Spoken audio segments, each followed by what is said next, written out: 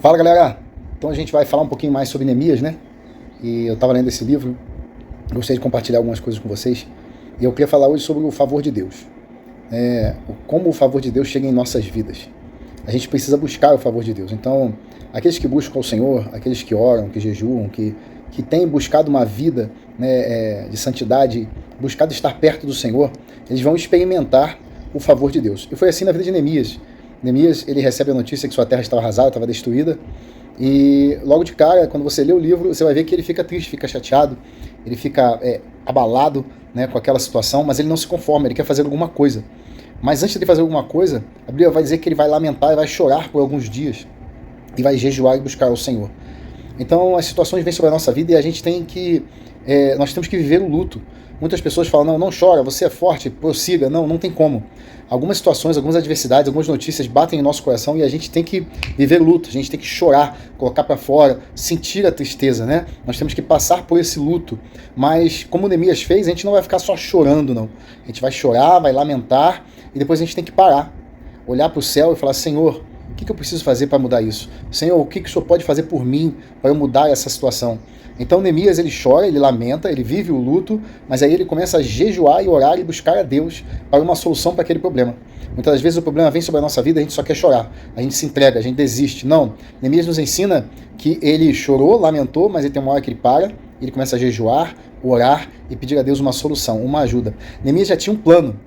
Ele não fica amargurado para sempre, ele tinha um plano. Ele vai pedir perdão ao Senhor.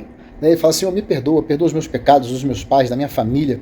Então, quando a gente entra na presença do Senhor, a gente já tem que se livrar de tudo aquilo que atrapalha. Então ele já chega pedindo perdão, não só por ele, mas pela família dele, né? Por todo o povo de Israel. Ele pede, Senhor, perdoa-nos. Senhor, traz o teu favor sobre nós.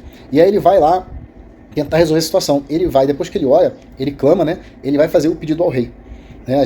Quem já leu o livro de Neemias sabe que ele era copeiro do rei e ele vai pedir ao rei ajuda para reconstruir a cidade que estava destruída. Ele fala, Senhor, o Senhor pode me ajudar? E quando ele pede ajuda ao rei, o que vai acontecer? Ele vai ver o favor de Deus acontecendo. Ele pede permissão ao rei para ir na cidade dele reconstruir aquilo que estava destruído.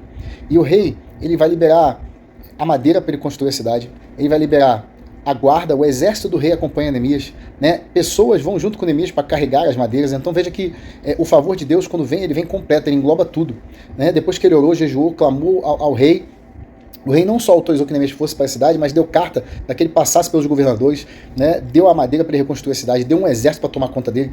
Ou seja, Deus, o favor de Deus através daquele rei, inundou a vida de Neemias. Não é diferente na minha e na sua vida. Quando a gente se deparar com uma situação ruim, uma notícia ruim, a gente vai passar o luto, a gente vai chorar, a gente vai ficar amargurado, mas a gente tem que parar. Passou o luto, passou a tristeza. E agora o que nós vamos fazer para resolver? Foi isso que Neemias fez. E nós temos que aprender com ele, nós temos que orar, nós temos que buscar o Senhor, pedir a Deus estratégias. E Neemias, ele colocou suas estratégias, né, em ação. Quando o rei liberou para ele, ele foi lá e partiu para Jerusalém. Chegando em Jerusalém, Neemias vai nos dar uma outra lição. Ele, quando chega lá, ele não fala para ninguém o que ele veio fazer. Ele vai ver como é que estão os muros, ele vai estudar a situação para depois chamar o povo, vai estar junto com ele, para poder reedificar a cidade. Então veja que interessante que quando a gente tem um plano na mente, então você já orou, você já jejuou, já recebeu uma notícia ruim, já assimilou, já buscou o Senhor, já pediu uma estratégia, você começa a avançar na estratégia para vencer esse problema, para vencer essa situação, mas Neemias nos ensina, fique calado. Nem todo mundo quer ver a nossa vitória, nem todo mundo quer ver o nosso, nem todo mundo quer ver a gente vencendo. Então muitas pessoas querem nos ver destruídos, tem gente que quer rir da nossa desgraça, tem gente que tem inveja. Então Neemias, ele não conta para ninguém, ele vai ver a situação primeiro, para depois ele conclamar o povo para reconstruir os muros. Assim tem que ser na minha e na sua vida. Nós não podemos ficar contando nossos planos para todo mundo, não, porque nem todo mundo vai se alegar com a gente. Então o que Deus te deu é para você fazer. Não conte para todo mundo, não conte para todo mundo, porque tem gente que vai torcer contra. Então Neemias, ele nos dá essa lição, ele vai lá e vai ficar em silêncio. Quando ele chama o povo, começa a reconstruir. Quando ele começa a reconstruir, quem aparece? Os inimigos. Então, olha que interessante. Quando eu e você tomamos uma atitude, partimos para cumprir um objetivo, as pessoas em volta vão se levantar. Alguns vão dizer assim, para que você está fazendo isso? Para que você está perdendo tempo? Outros vão dizer, isso vai dar errado, olha, não vai dar certo. Vão se levantar muitas pessoas para colocar empecilhos. Poucas vão tirar ânimo. Mas Neemias, quando os inimigos se levantaram, o livro de Neemias vai dizer que ele pegou metade do pessoal e falou assim, vocês vão ficar de guarda. A outra metade, trabalhando armado. Então, olha só, ele clama a Deus, Neemias clama a Deus para defendê-lo dos seus inimigos. Fala, Senhor, me defende dos meus inimigos. Mas ele não fica só na oração, ele age. Ele pega metade do povo e bota armado cuidando, a outra metade trabalhando. E essa metade que estava trabalhando ainda estava armada. Ou seja, ele fez a parte dele. Muitas vezes eu e você, a gente quer orar, jejuar, pedir a Deus soluções, mas e a nossa parte? O que você está fazendo? O que Deus hoje quer que... O que Deus colocou em meu coração, que eu quero transmitir para você, é que você tem que fazer a sua parte. Coloque a sua parte em prática para que Deus possa fazer a parte dele. Você não pode ficar parado esperando o mover de Deus. Esperar em Deus é esperar agindo.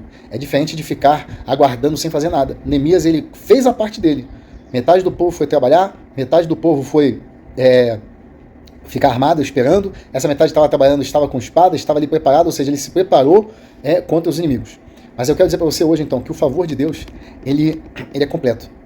Deus foi com Neemias desde o seu choro, até o seu jejum, o seu clamor, até a sua ida para resolver o problema e até a solução do problema.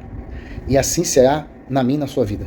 Deus está contigo na hora da notícia ruim, Deus está contigo na hora que chega, o pranto, o choro, o ranger de dentes, mas Deus também está contigo na oração, no jejum, na sua busca, e Deus estará contigo também na sua vitória. O favor de Deus, ele vai te acompanhar. Aqueles que buscam ao Senhor têm o favor de Deus. Então, e o favor de Deus é a graça imerecida, a gente não merece, mas ele nos dá. Então eu quero declarar sobre a tua vida hoje o favor de Deus. Se você está num impasse, se você está parado, está chorando, amargurado, levante a sua cabeça, ore, busque ao Senhor, faça a sua parte, porque ele vai fazer a dele. O favor de Deus vai te alcançar e você vai alcançar os seus objetivos e você vai cantar o hino da vitória. Amém? Deus abençoe você.